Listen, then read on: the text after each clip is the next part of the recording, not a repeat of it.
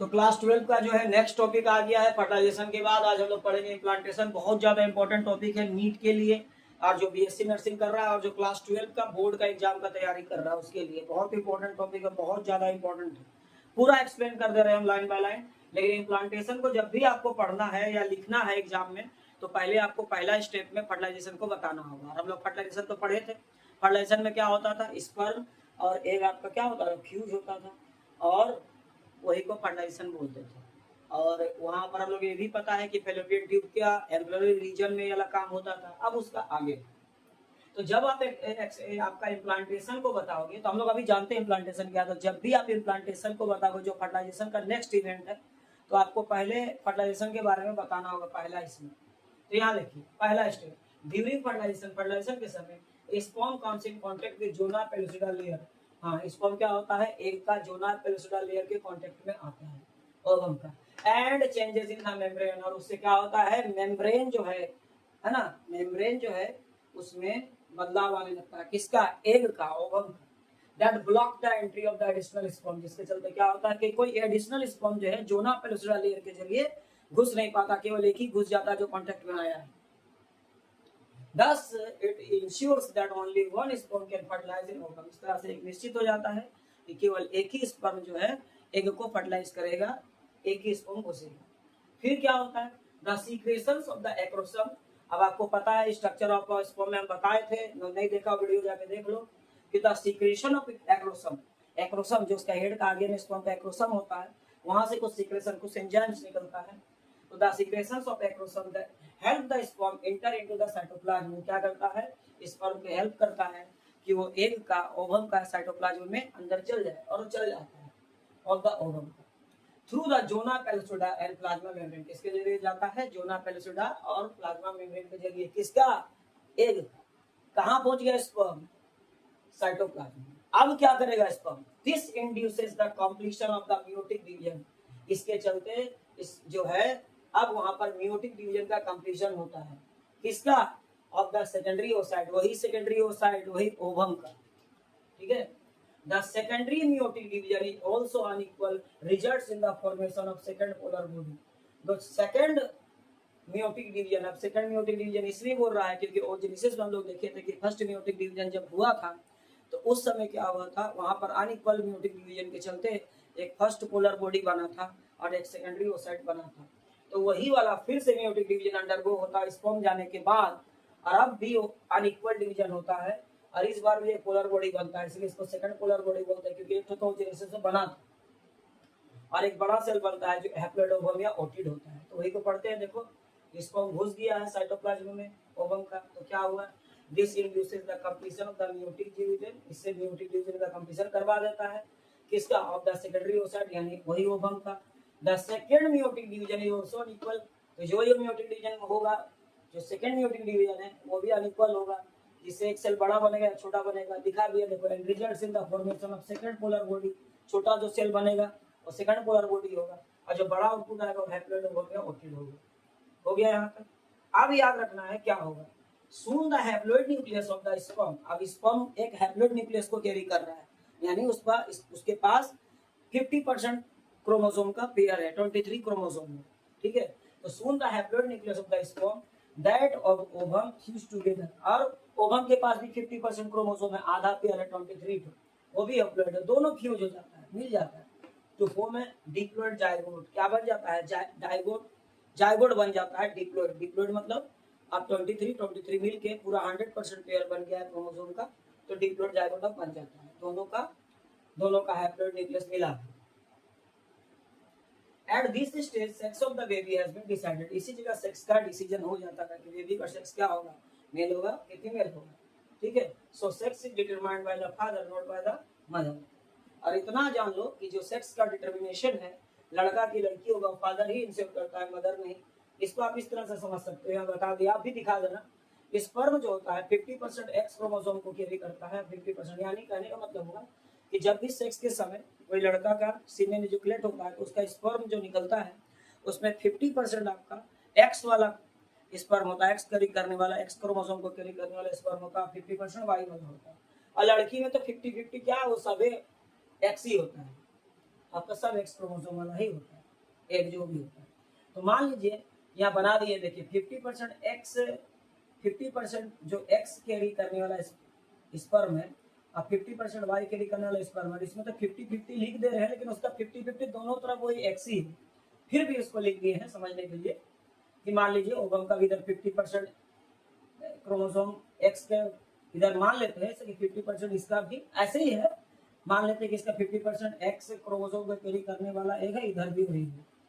तो यहाँ लड़का में क्या है, जो अगर 50% जो एक सॉरी 50 लड़का में जो 50% एक्स क्रोमोसोम को कैरी करने वाला स्पर्म है, वो उसमें से कोई स्पर्म अगर इसका भी एक्स कैरी करने वाला एक्स से मिल जाएगा तो एक्स एक्स बनेगा, यानी फीमेल बेबी बनेगा। आपको पता है एक्स एक्स जो है ना, वो होमोजाइगस कंडीशन बन गया है, होमोजाइगस एलील है, होमोजाइगस पेयर है ना।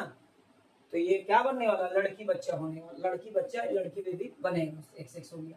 अब इसी जगह में इंस्टेड ऑफ दैट है ना, इसके बदले में अगर 50% जो स्पर्म है जो वाई क्रोमोसोम को कैरी कर रहा है, उसमें से कोई अगर 50% इधर तो एक्स ही है, ये एक्स कैरी करने वाला एक से मिल गया, क्योंकि इसका तो 50% दोनों वही है समझ के चलो। फिर भी अगर लड़का का 50% जो वाई क्रोमोसोम को कैरी करने वाला स्पर्म है वो किसी भी एक से मिल गया, लड़की का किसी भी बोल सकते हो क्योंकि उसमें तो एक्स ही है ना।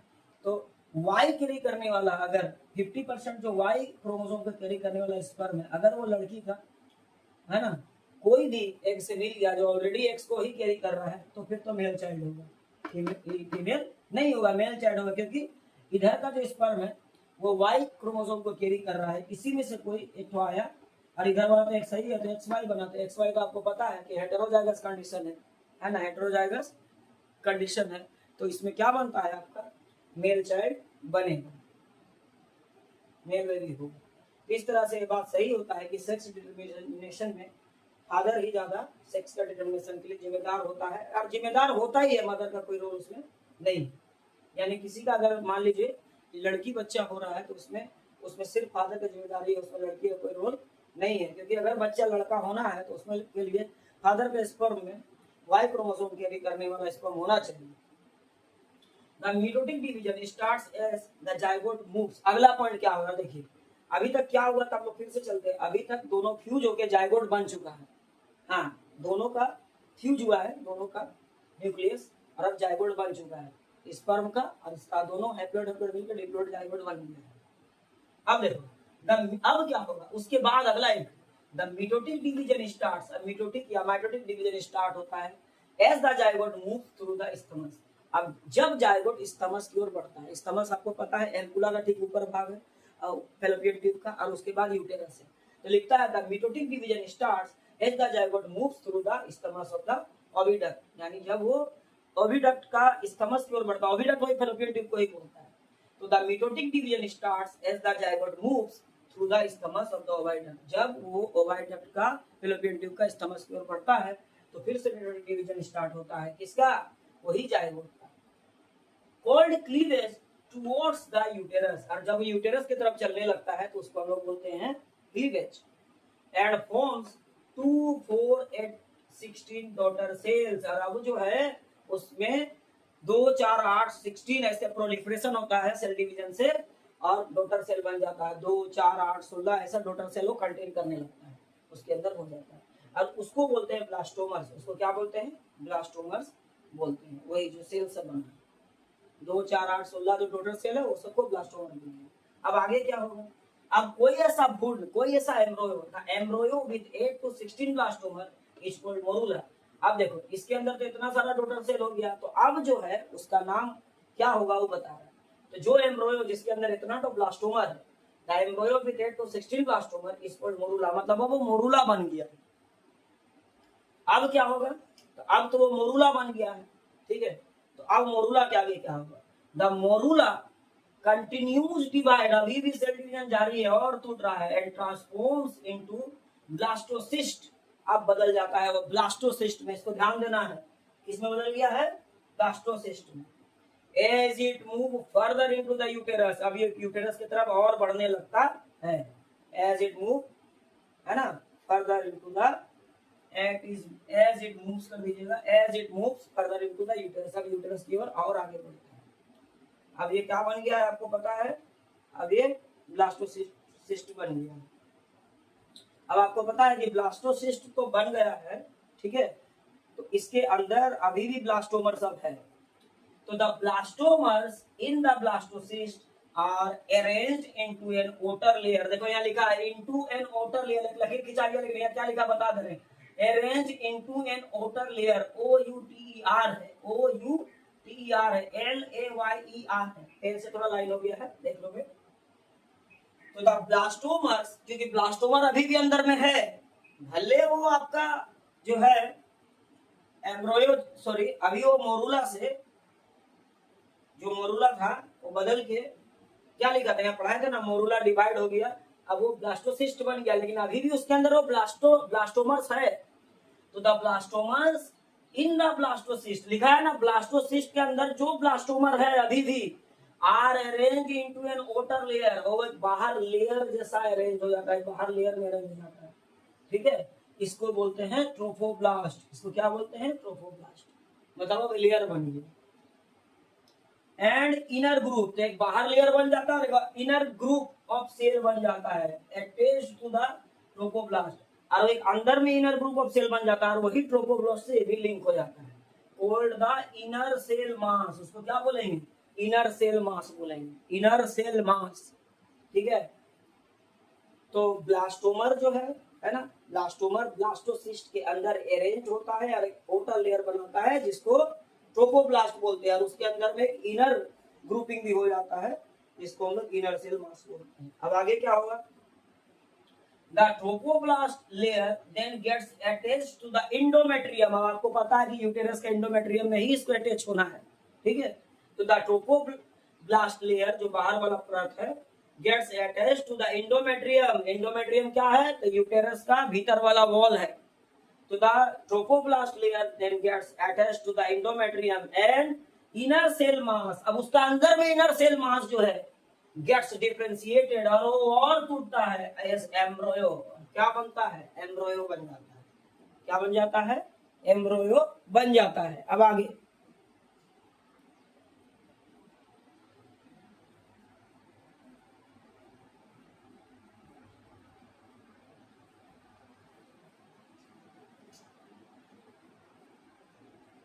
आगे क्या होगा, आफ्टर अटैचमेंट। अब आपको पता है कि एंडोमेट्रियम में अटैच हो गया है, the uterine cell divide, uterine cells divide rapidly. अब यूटेरिन जो सेल है अंदर का है ना, वो आपका एंडोमेट्रियम वाला वो डिवाइड होने लगता है एंड कवर्स द ब्लास्टोसिस्ट। अब वो ब्लास्टोसिस्ट को ढक लेता है, ठीक है। एज ए रिजल्ट, इसके रिजल्ट से क्या होता है, द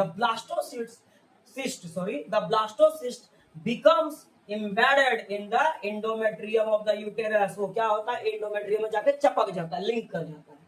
यही चपकना, यही लटकना, this is called implantation and it leads to pregnancy. अब इसके बाद आगे प्रेगनेंसी कंफर्म हो जाता है कि अब वो प्रेगनेंसी हो गया, अब यहाँ से आगे डेवलप होगा।